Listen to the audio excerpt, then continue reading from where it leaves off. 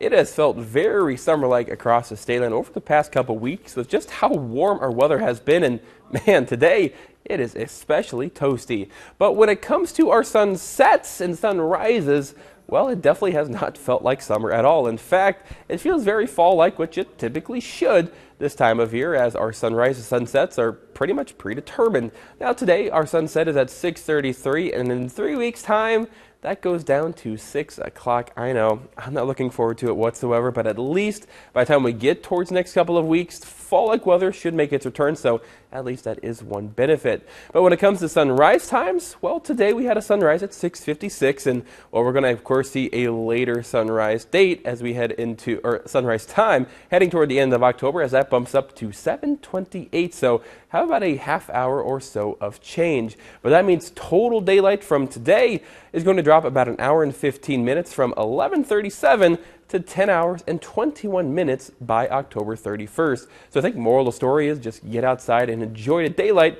while we have it before, of course, when winter rolls around, well, that's, of course, when we see the least amount. But the reason why we see these changes throughout the year is because our Earth is on a tilt on its axis of 23.5 degrees, and our orbit around the sun is perpendicular. So what that means is that direct sunlight varies throughout the year. Of course, in summer, it is directly overhead, pretty much touching the Tropic of Cancer, but heading into fall, of course, that is when it starts to cross the equator and head south, and typically during our equinoxes, both fall and spring, is when we see the most amount of sunlight gained or sunlight lost. And that's for a very good reason, because as it goes up higher in our sky, well, it starts to slow down, but then it quickly accelerates back through and then, well, once again slows down as it heads south.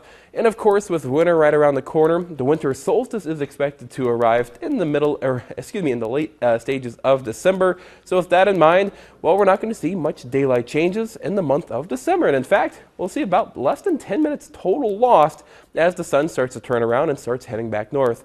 But for now, of course, we have to deal with the fact that we are getting less daylight, which is good news, because if we had direct sunlight all year, well, the Earth would kind of be uninhabitable forever. Who is getting the direct sunlight, because it will be way too hot, and those in the dark, sadly, it would be absolutely frigid and likely would see some major freezes. So all we have to contend with, the lack of daylight, as of course summer feels so nice, well, at least it's for a very good reason.